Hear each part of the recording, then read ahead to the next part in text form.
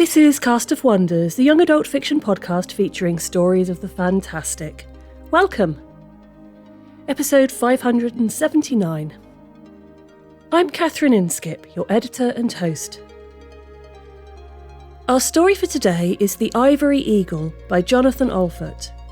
This story was previously published in Windgraph No. 2 in October 2022. Jonathan Alford's paleo-fiction and science fiction and fantasy stories have backstabbed and skulked their way into Beneath Ceaseless Skies, Lightspeed, Radon Journal, and other fine establishments. John and his partner live and work near Halifax. This story is narrated by Tiernan Douieb. Tiernan is a writer and comedian. As a writer, he's most recently scripted episodes of Hey Dougie on CBeebies. In his stand-up for adults, he's performed comedy all over the world, working with and writing for several well-known acts. Tiernan also co-runs the Comedy Club for Kids, performing and writing comedy for children and their families. And he writes and co-hosts children's mystery podcast Bust or Trust, as well as his own radio nonsense podcast with over 18,000 listeners a month. He also likes crisps, finding good excuses to avoid socialising, and singing all the wrong words to songs. And now, we've a tale to tell.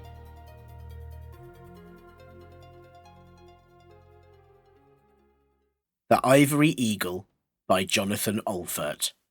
Narrated by Tiernan Douieb. Autumn winds chilled the late harvest gathering, kept everyone huddling by fires or the warmest tide pools. Coredi's latest trade brought him down to crouch by the shore, where the breeze bit through the seams in his ragged furs. Two traders sloshed in the shallows, waiting on his decision. He clutched a leaf-wrapped packet of elk jerky and eyed the bargain. A shell bead bracelet dangling from a tentacle. The curling hand people did make nice beads, but was this a trade-up? Enough of a trade-up? He surrendered the jerky and snatched the bracelet.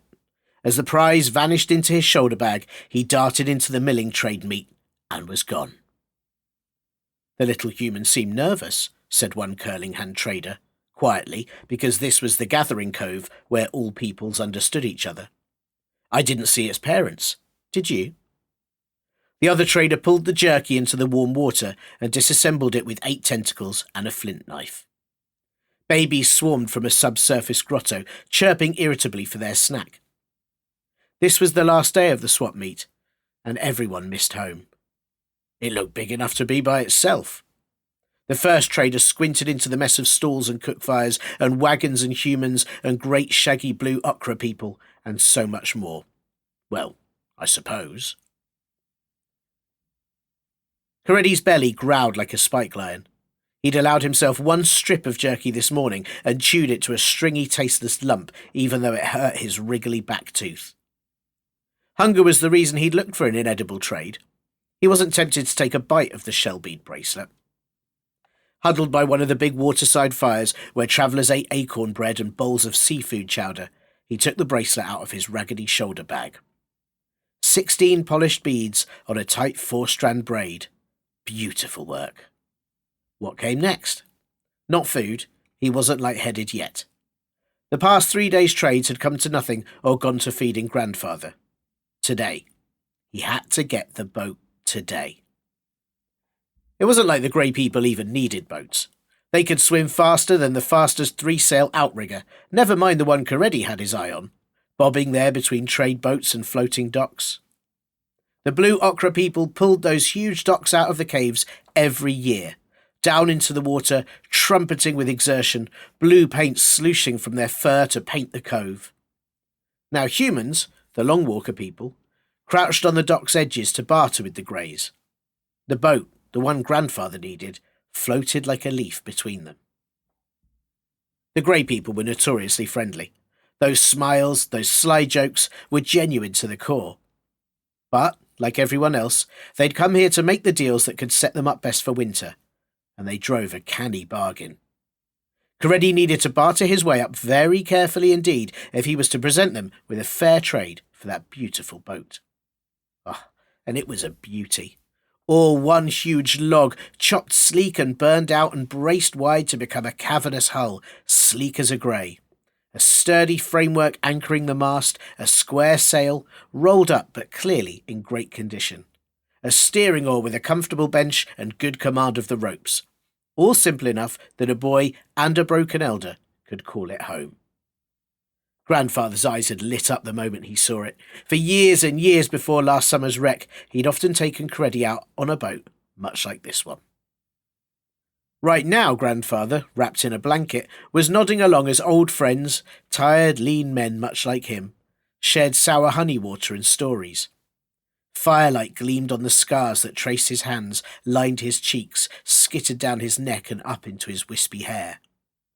Those were new scars, just 1 year old, and all the poultices and spells to save him had cost every treasure he'd collected in a lifetime on the sea. He kept his distant, maybe empty eyes on that beautiful boat, and Coretti scanned the gathering for his next barter. Distance, Coretti was starting to understand, could help an awful lot. People valued someone who would go somewhere they wouldn't or couldn't. And that was the whole foundation of coming so far to trade, wasn't it? So who here might want the bracelet, but have the most trouble coming down along the cove's edge to deal with the curling hand people in the warm tide pools? The obvious answer loomed in the bluffs around the cove, giant four-legged silhouettes backlit by the largest fires around. The blue ochre people stood tall as the trees they smashed for firewood. Back home in the hills and plains, they rolled in pits of the rarest ochres or painted patterns on each other with their trunks. They bound rock blades to their tusks for fire striking or harvesting or violence. Some wore beads or feathers knotted by their ears or high on their humped backs. All that to say, they liked ornamentation. If anyone might buy the bracelet, the blue ochre people would. They knew how to be careful around smaller peoples, and plenty of Longwalker people moved among them, sat by their fires, shared food and bargains. As a small Longwalker and a child of the coast, unfamiliar with the blue ochre people in person, Coretti approached warily. He'd come to the swap meet 3 times, but he'd been young and kept close to his parents. This was years ago, before he started losing teeth, before it was just him and Grandfather back home in their little cave by the sea. You always wanted to make your bargains with the matriarchs, Grandfather had told him once. The big young males would be anxious for deals, aggressive with them, and maybe with you. The matriarchs weren't always gentler, but they took a longer view and had the final word on most things of real value. Their magic had been the heart of the Gathering Cove's creation, not just the translation, but the shifting patterns of wind and current that had made it such a perfect place to gather by land or sea. You crossed a matriarch at your own risk, but they had great things kept in store, great mysteries, and many beautiful objects to trade. Or that's how the stories went, at least. The bottom dropped out of Coretti's grumbling stomach as he realised there were actually no matriarchs in sight.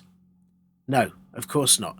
This was the last day of the swap meet, so they'd be off with the elders of the Longwalkers, the Greys, and the Curling Hands. Off to a smaller private cove, renewing the Gathering Cove's translation magic. They'd be there all day and well into the night. Furious with himself for this oversight, Coretti swiped prickling tears from his face and looked for the next best thing to a matriarch. 6 extended families had come to this late summer gathering. That included children, massive furry babies who would crush an unwary human child. Keeping them amused and away from danger or being dangerous had to be as all-consuming a job as taking care of Grandfather on his worst days. Frustrated people, Coretti understood, had needs. A good trader could meet those needs. One little valley, a hollow between bluffs, held a chilly stream and huge toys of carved painted wood. A double handful of blue ochre children stampeded around, corralled by a blue ochre woman. Not a matriarch, but one who might be in years to come.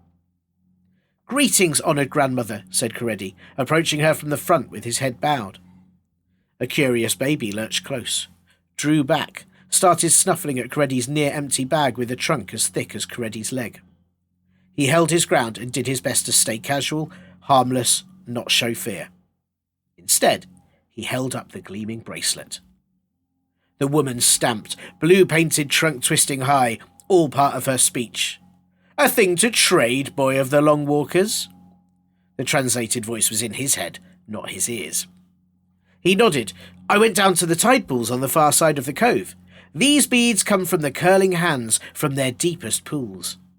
He took a careful step forward, holding the bracelet higher. "Their fine striped shell, 16 of them, polished smooth as pearls." Grandfather had been a great trader in his time, and Creddy found himself mimicking the way Grandfather's voice used to flow from shiny thing to shiny thing. The Blue Ochre woman snorted in what might be amusement. The Gathering Cove's magic didn't translate it. A pair of youngsters began thumping each other with their furry trunks. Her attention drifted their way, and then snapped back to Coretti. "A little something for myself," he could almost hear her say. "Why not?" She took the bracelet daintily with the flexible tip of her trunk and held it up before her face. The Blue Ochre people had poor eyesight, Grandfather said. "This is beautiful," she said at last, wistfully, and Coretti realised that she might not actually have anything to trade. Desperation reared up for at least the 20th time today. He clamped down on it, kept his head bowed, gods, but the sun was getting low, and waited for her to make an offer. She hooked the bracelet deftly on a carved tusk and reached into her fur up by her neck and shoulder. She unhooked one of her ornaments and held it up for Coretti's consideration. "Would you accept this in trade, friend?" The offer was a human carving, an eagle in painted ivory, worn smooth and clean except for the ochre in the lines of its wings. Coretti wet his lips nervously, trying to imagine what he could trade for it. Blue Ochre people didn't part with their ornaments often, but it seemed such a little offer, such a paltry offer, nothing he could trade up toward that boat. He found himself crying then, for no reason he could put to words, just weeping there, empty-handed by the muddy stream, as Blue Ochre babies squabbled over painted tree trunks as the sun passed below the bluffs and the real chill set in. She hooked the ivory eagle in her fur and passed him back his bracelet, each motion delicate despite her size. "Are you hungry?" she said, and he just barely held back from bawling. Stopping to eat would mean he'd given up, would mean no boat for Grandfather, would mean Grandfather would never, never smile again, not like he had before last summer's wreck. Coretti shuddered and forced himself to stop crying, to breathe. A fuzzy, curious trunk prodded at him. The babies were concerned. He was, he found, too tired to flinch. The Blue Ochre woman stomped and rumbled almost too low to hear. She called over another of her people, a young bull who'd been breaking firewood up the valley. In ways that the translation magic didn't fully grasp, she made it clear to him that it was his turn to watch the children. And then she nudged Coretti towards one of the fires where both their peoples bartered and ate. She got the story out of him as she urged him to eat 2, then 3 whole roasted blade fruits, a huge amount of food to him, but barely a mouthful to her. The charred, soft fruit came out of its flat shell without much persuasion. It sat heavy in his gut, burned in his chest unpleasantly after a long winter of dried foods and a long summer digging shellfish in the mud. It was the most beautiful thing he'd ever tasted. "When I was a girl," Gullwatcher said, that was her name, the Blue Ochre woman, "I helped drag the docks into the cove. My grandmother let me pull until the water was too deep for me. Then she told me I could let go of the rope and swim, and help me back to the beach. I was so sad I made myself sick, Coretti, for that whole swap meat. I was so tired of being small and useless and helpless. My father had just died, killed by spike lions. It was a bad summer.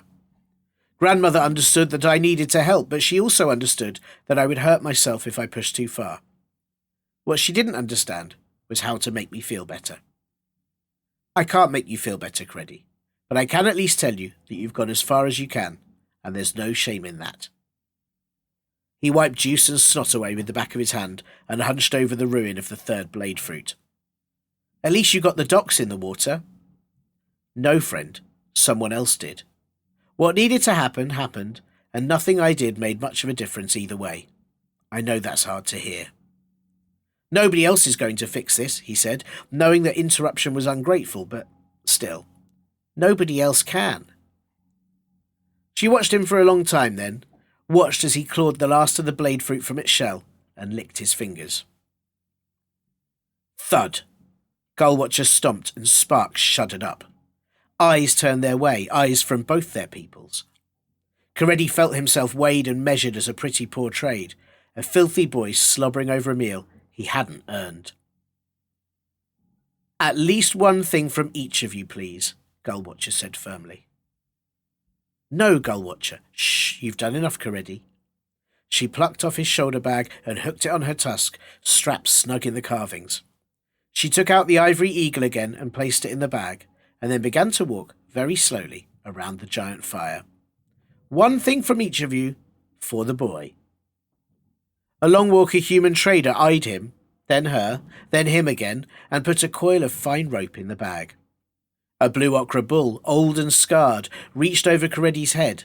The bag shifted under the weight and shape of a beautiful human axe with one of those modern smooth-ground blades. A gasp got away from Coretti. They were competing, he realised. This felt wrong. This felt undeserved. That was the real wrongness, not the way they sought to outdo each other. He'd pushed so hard all winter to be enough for both himself and grandfather, and harder still to get here, picking their way boatless along the shore, then begging and wheedling his way through the gathering. And now, after all that, how useless was he that people felt such a need to make up for this filthy Longwalker child who'd failed. But next came a heavy pouch of rustling, fragrant seed, a fortune by itself, and then a woven shawl dyed brilliant green, then a stone statuette and a deadly red-finned spine in a wooden case, and a carved shark tooth bigger than his open hand, and then more and more until the bag distended as points and corners pressed through its threadbare old weave. Coretti's earliest memories held treasures like this, grandfather's trades and grandfather's smile.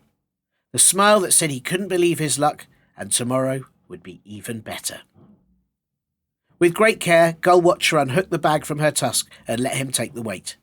Coretti couldn't even put it on his back, just set it down and stared at the riches inside, at the promise that he could deliver on his promise. Overwhelming sights and sounds forced his eyes shut, but all that waited in the dark was the memory, as threadbare as the bag, of grandfather's smile. To come this far and let someone else carry the weight at the end felt like the deepest failure of Coretti's life. But wasn't waking up that smile what mattered most? When he opened his eyes, he had no answer that felt right. He did, however, have a bag full of trade goods and a place at a warm fire, and the end, earned or not, was in sight. Unexpected relief washed through his body, and then sank into his heart a drop at a time as he started to let himself relax. He swiped at his eyes and hoped he wouldn't cry again, now more than ever. A song and a skin of sour honey water were going round the circle. Gently but firmly, Gullwatcher snagged the skin with a curl of her trunk before Coretti could take a sip. "Breathe a little easier, friend," she said, leaning her shaggy flank against him. "You'll be on your boat tonight, I promise." The gathering's final sunset lingered on the ocean like a drop of honey on your lip. Coretti pushed the boat free of the floating docks and clambered inside. He tucked his bag, still half full, down by the base of the mast. Grandfather, wrapped in his blanket, had traded a seat by the fire for the rudder bench. He gripped the rudder with both hands, eyes wide and fixed on the colours that rippled under the sun. The grey people chittered a cheerful goodbye, tails thrashing in the water, and nudged their new trade goods into the appropriate piles on the edge of the dock. Some of the younger greys snagged pretty things, the curling hand bracelet, the ivory eagle, and played with them underwater using speed and sheer fun to keep the cold at bay. High on the bluffs, Gullwatcher trumpeted loud enough to shake the clouds. Coretti unknotted the ties and let the square sail free. The wind had pressed in from the sea all day, chilling the gathering cove. Now it turned, by luck or fate or maybe the magic of the blue ochre woman, and sparks from a dozen fires rushed up over the sea. As the wind caught the sail, the boat wallowed deep, then surged up until its sharp belly cut the waves. Slate-grey water whipped past underneath, somehow both splashing soft and hard as rock skidding on rock. The boat held firm and picked up speed. Other boats cut loose from the gathering cove and the little cove of the elders. More Longwalker people racing out to the sunset in outriggers and sleek dugouts. Maybe to start home on tonight's perfect wind, maybe just for the joy of it. A whoop went up, the old here-I-am calls of ocean explorers and deep fishers. And grandfather was weeping too. The wind ripped his blanket away, and he stood as tall as he ever had, eyes blazing. He held the rudder with every bit of his old strength, and if he was a little clumsy on the turns, a little slow to signal Coretti when to trim or turn the sail, well, these weren't failures to bring the old man to tears. This was just a beautiful night, and the last sliver of the orange sun kept watching long after the stars came up to dance. Grey people and curling hands danced too, and here were the deep people coming up to meet them. One breached the water with a leap and a wordless shout of greeting, only half translated by the distant gathering cove. The huge body smashed back into the waves, cold spray fountained high. It pooled in the base of the rushing boat, dampening grandfather's thin hair, gleamed on his scars, and something went clear and bright behind the old man's eyes. Sometimes we're faced with challenges that are simply too big for us as individuals. That's true for each and every one of us, and it's also frequently true for our families, our friend groups, and even our nations. This story showcases beautifully how mutual support enriches all of us, and the power of paying it forward to another generation. There's no shame in asking for help when help is needed, and none of us lose out when we lift up our friends. I also love the way this piece gives us a might-have-been view of the aliens that already live beside us. Octopi, whales and elephants, animals whose intelligence we are only relatively recently really coming to appreciate. The story highlights how diversity within a community is a strength and something to be celebrated. We bring different gifts and perspectives to the table and different ways of enriching all our lives. Our needs might not be the same, but that doesn't mean we don't all gain from helping other people meet theirs. If you enjoy science fiction about intelligent or uplifted animals, to use a term coined by author David Brin, there's a lot of it around. I grew up with Watership Down and Mrs. Frisbee and still have a soft spot for McCaffrey's Pern, but I think my favourite stories featuring non-human societies are Vinge's A Deepness in the Sky and Tchaikovsky's Children of Time. Both are based on spiders, mind you, so they're perhaps not for the arachnophobes. If you prefer your talking animals on the fluffier side, go look up the talking poodle Bunny and Mary Robinette Kowal's Talking Cats. You won't regret it. Join us again soon. We love bringing you the best audio fiction week after week, but we can't do it without your support. Your donations pay our authors, our narrators, our servers and our staff. Please consider supporting us with a monthly donation through either PayPal or Patreon. You can also review us on Apple Podcasts, request us on Spotify, and consider the stories we publish for award consideration. There are lots of ways you can help. Join the discussion on the EA Forum, forum.escapeartist.net, or EA Discord. Visit on Twitter or Blue Sky at Cast of Wonders. Come say hello. Cast of Wonders is brought to you by editor Catherine Inskip, assistant editors Cup Jacob and Alicia Caparasso, associate editors Tanya Aidlit, Amy Brennan, Somtoe Hasway, Amanda Kong, Ray O, Simon Pan, Samuel Poots, Emma Smales, Denise Sudal and Rin Yi. Our editorial assistant is Amy Brennan, our community manager is Denise Sudal, and our audio producer is Jeremy Carter. Cast of Wonders is part of the Escape Artists Foundation, a 501c3 non-profit, and this episode is distributed under the Creative Commons Attribution Non-Commercial No Derivatives 4.0 International License. That means you can download or listen to the episode on any device you like, but you can't change it or sell it. Our theme music is Appeal to Heavens by Alexei Nov, available from Promo DJ or his Facebook page. Thank you for listening.